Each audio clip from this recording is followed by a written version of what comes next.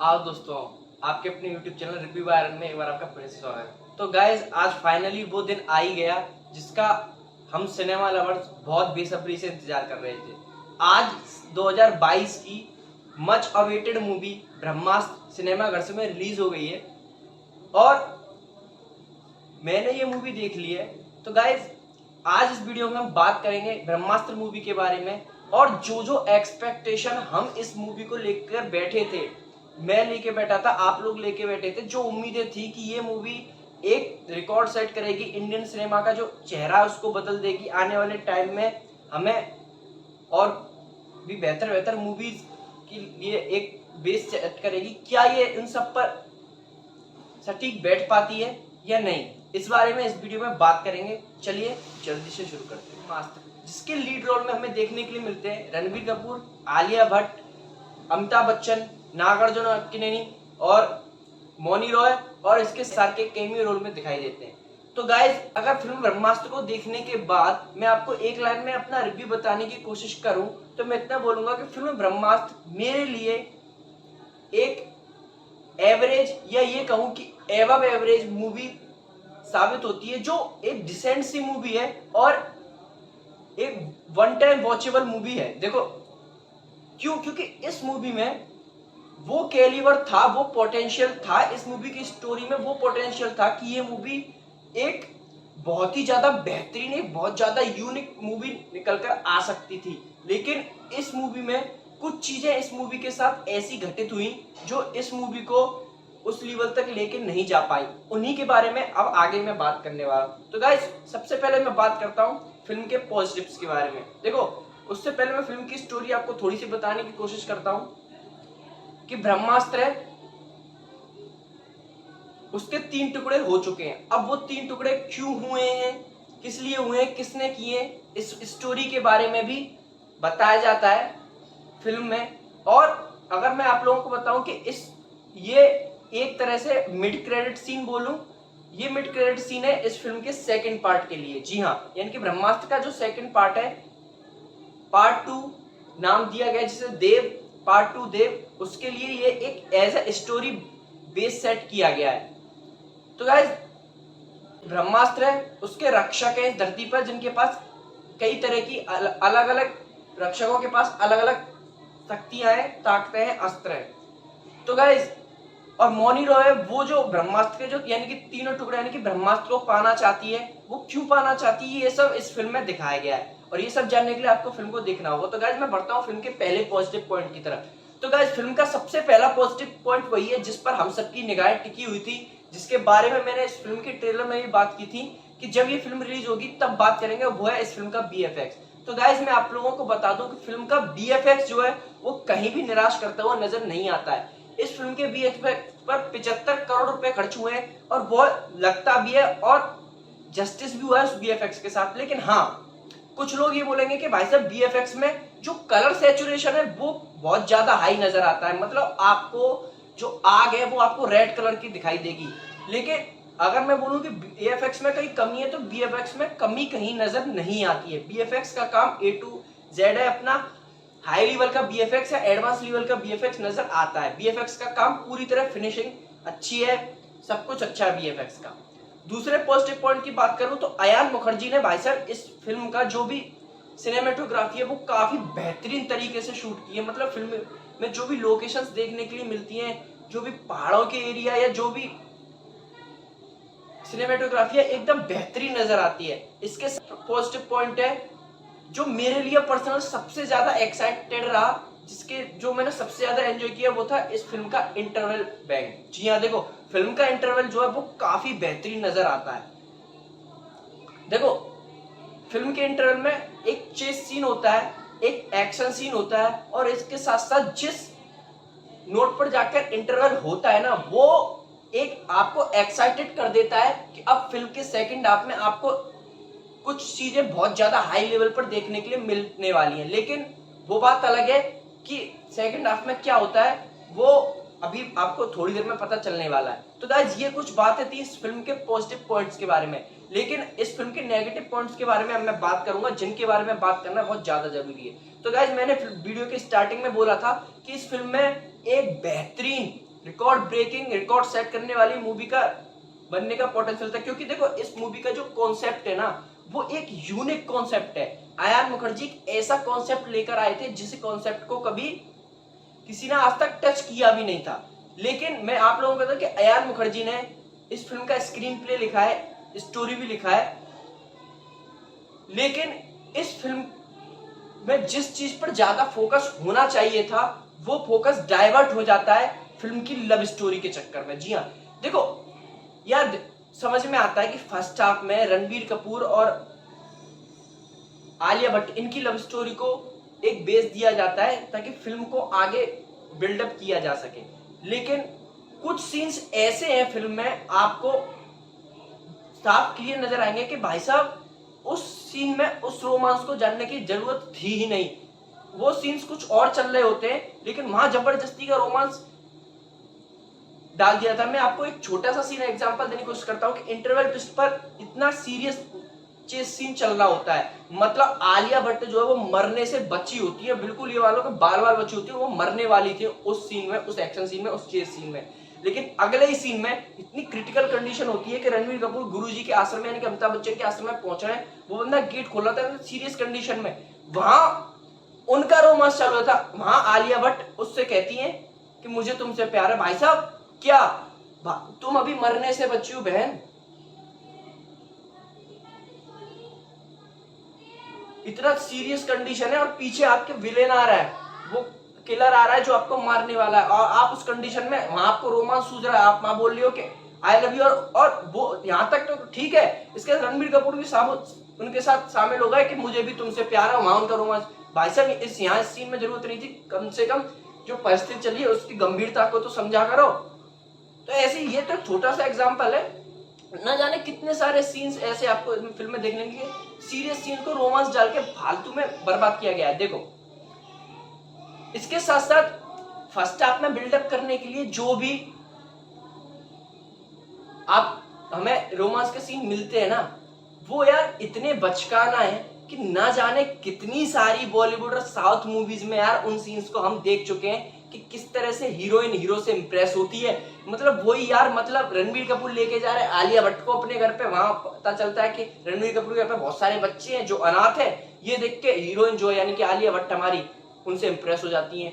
भाई साहब बॉलीवुड की 70, 80, 90 के दशक की मोस्टली मूवीज में ऐसी इंप्रेस होती थी हीरोइन, साउथ की मूवीज में भी ऐसी हमने न जाने कितनी देखी है। और भाई साहब इवन मैं आपको बताऊं तो अयान मुखर्जी से मुझे ये उम्मीद नहीं थी कि रोमांस पोर्शन में वो इस तरह का पोर्शन रखेंगे, इस तरह का उनकी स्टोरी स्क्रीन प्ले नजर आएगा। यार अयान मुखर्जी ने ये जवानी दीवानी जैसी इतनी बेहतरीन मूवी दी थी हमें रोमांस जॉनर की, तो यार यहाँ मैं कुछ उनसे ज्यादा बेटर एक्सपेक्ट करके बैठा था।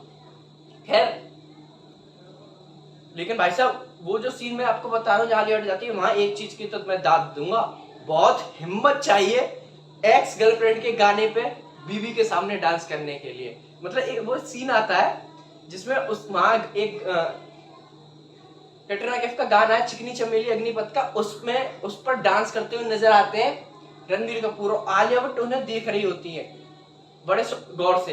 तो मतलब वही मैंने कही कि बहुत हिम्मत चाहिए एक्स गर्लफ्रेंड के बीवी के सामने डांस करने के लिए, हर कोई बंदा नहीं कर सकता भाई साहब। खैर ये थी मजाक की बात। अपार्ट फ्रॉम द जोक, देखो अगर मैं सेकंड हाफ और फर्स्ट हाफ की बात करूं फिल्म के, तो फिल्म का फर्स्ट हाफ जो है वो अच्छा नजर आता है।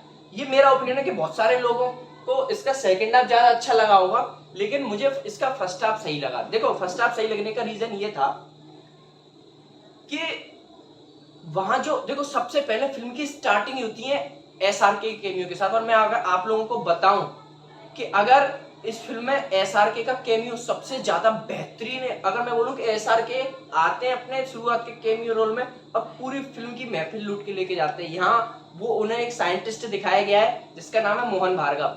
अब मुझे एक बात याद आई थी जब मैं वो फिल्म देख रहा था कि शाहरुख खान की 2003 में एक फिल्म आई थी स्वदेश, जिसमें भी उनका नाम मोहन भार्गव था और उसमें भी वो साइंटिस्ट थे। खैर चिंता मत कीजिए कि उससे इसका कोई लिंक नहीं है, बस अयान मुखर्जी ने पता नहीं क्या दोनों चीजें सेम रख दी हैं, जिसके साथ बानरास्त्र होता है और उस अस्त्र को छीनने के लिए और ब्रह्मास्त्र का रक्षक एक टुकड़े के रक्षक भी होते हैं वो, तो वो ब्रह्मास्त्र छीनने के लिए मौनी रॉय अपने 2 गुर्गों के साथ उनको मार देती है। कैमियो रोल था, इतना ही एसआरके का काम है, लेकिन इस सीन में, इतने सीन में, इतने कैमियो में उन्होंने पूरी फिल्म की महफिल लूट ली भाई साहब। लेकिन यार मैं एक बड़ा निराश हूं एक चीज के साथ कि इसमें एक धोखा हुआ है मेरे साथ। वो धोखा ये हुआ है मेरे क्या, हर ऑडियंस के साथ, कि हमें ये बताया गया था कि इस फिल्म में एसआरके का कैमियो है, लेकिन हमें यही नहीं बताया गया था कि इसमें नागार्जुन सर का भी कैमियो है। हालांकि उनका जो कैमियो वो कहा जा सकता है कि एक्सटेंडेड कैमियो है, क्योंकि ट्रेलर में भी उन्हें इस तरह से प्रेजेंट किया गया था कि वो पूरी फिल्म में थ्रू आउट नजर आने वाले हैं, लेकिन हकीकत ये है कि उन्हें एक एक्सटेंडेड कैमियो रोल में ही प्रेजेंट किया गया है। तो यार ये देखो, हमारे लिए तो हो सकता है ये बड़ी बात ना हो, लेकिन ये फिल्म तेलुगु में भी रिलीज हो रही है, और तेलुगु में ये बात एक नेगेटिव पॉइंट साबित हो सकता है तेलुगु ऑडियंस के लिए, क्योंकि वहां के इतने बड़े लवेबल चहेते सुपरस्टार को आपने इस तरह से बेस्ड किया है इस मूवी के अंदर। खैर, तो फर्स्ट हाफ में लव स्टोरी बिल्ड होती है और बेस सेट किया जाता है, लेकिन सेकंड हाफ में जिस नोड पे इंटरवल खत्म होता है ना, सेकंड हाफ वहां से और ज्यादा पीक पकड़ना चाहिए था, लेकिन ऐसा नजर नहीं आता। सेकंड हाफ में ऐसे कुछ सीन्स ऐसे नजर आते हैं जहां फिल्म आपको बहुत स्लो पड़ती हुई नजर आएगी, बहुत ड्रैगी नजर आएगी। देखो, इसके सबसे बड़े रीजंस ये हो सकते हैं, एक तो इस फिल्म के डायलॉग्स। यार मतलब फिल्म आपने बनाई है, इतनी ग्रैंड लेवल पर फिल्म बनाई है, आपको उसके डायलॉग्स पर काम करना चाहिए था। आपको कई सारे डायलॉग्स ऐसे यहाँ दिखने चाहिए थे, सुनने को मिलने चाहिए थे, जो एटलीस्ट तालियां सीटियां नहीं तो सुनने में अच्छे लगे, लेकिन ऐसा कोई डायलॉग्स यहाँ सुनने के लिए मिलता ही नहीं है। डायलॉग्स की भारी भरकम कमी यहाँ देखने के लिए मिली है।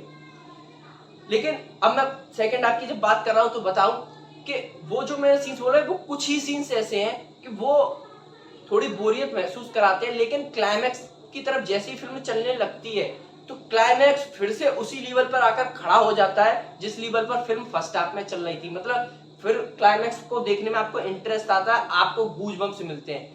मतलब फिल्म ब्रह्मास्त्र को मैंने टुकड़ों में एंजॉय किया है, हालांकि मैं इससे एक्सपेक्टेशन काफी लेके बैठा था।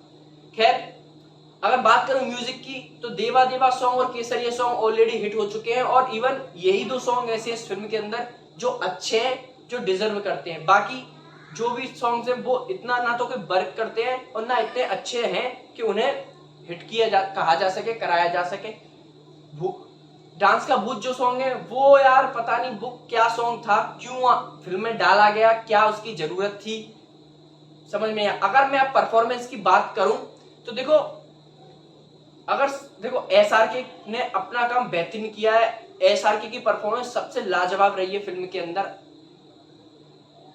अमिताभ बच्चन की बात करूं तो देखो, अमिताभ बच्चन की एंट्री होती है फिल्म में जस्ट इंटरवल प्लॉट पर, मतलब आधी फिल्म बिल्कुल इंटरवल पर उनकी एंट्री होती है और सेकंड हाफ में वो थ्रू आउट बने रहते हैं।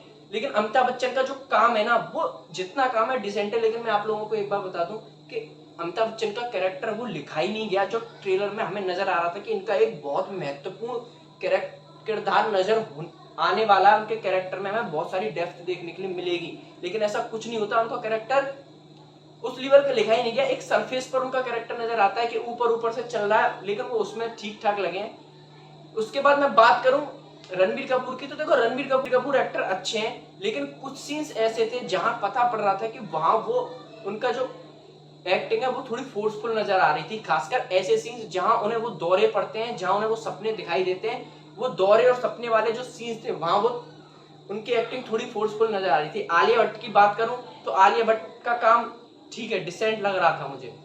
बात करूं मौनी रॉय की, तो यार देखो मौनी रॉय को नेगेटिव कैरेक्टर में इसमें प्रेजेंट किया गया है, लेकिन ऑनेस्टली मैं आप लोगों को बताऊं कि थ्रू आउट द मूवी मुझे उनसे सिर्फ एक ही वाइब आ रही थी कि मैं नागिन देख रहा हूं, क्योंकि उनकी छवि नागिन वाली बन चुकी है। नागिन वाला ही उनसे फील आ रहा था मुझे। उनका काम से मैं ज्यादा कोई इंप्रेस नहीं हुआ हूं, मुझे उनका काम ठीक है यार, जो भी, अब क्या बात करूं उनके बारे में। खैर, तो गाइस ओवरऑल अगर मैं आपको सम अप करके बताने की कोशिश करूं तो मैं इतना बोलूंगा कि ब्रह्मास्त्र एक ऐसी मूवी है जिसे आप देखने जाओगे तो आपका टाइम पास होगा, अच्छा खासा टाइम पास होगा। आप बीच बीच में कुछ सीन्स को बहुत ज्यादा एंजॉय करोगे, लेकिन फिल्म खत्म होते होते आपको वो सेटिस्फेक्शन नहीं मिलेगा जिस सेटिस्फेक्शन की आप उम्मीद लेकर जाते हो फिल्म से। वो सेटिस्फेक्शन आपको नहीं मिल पाया, कहीं ना कहीं आपको कुछ ऐसा लगेगा कि कुछ तो कमी रह गई यार, फिल्म हमें उस लेवल का सेटिस्फाई नहीं कर पाई है। हाँ, फिल्म में लास्ट में और मिड में क्रेडिट सीन भी है जो फिल्म के सेकंड पार्ट की तरफ इशारा करते हैं, और लास्ट में बताया भी गया है कि फिल्म में का इसका सेकंड पार्ट भी आएगा जिसको नाम दिया गया है देव।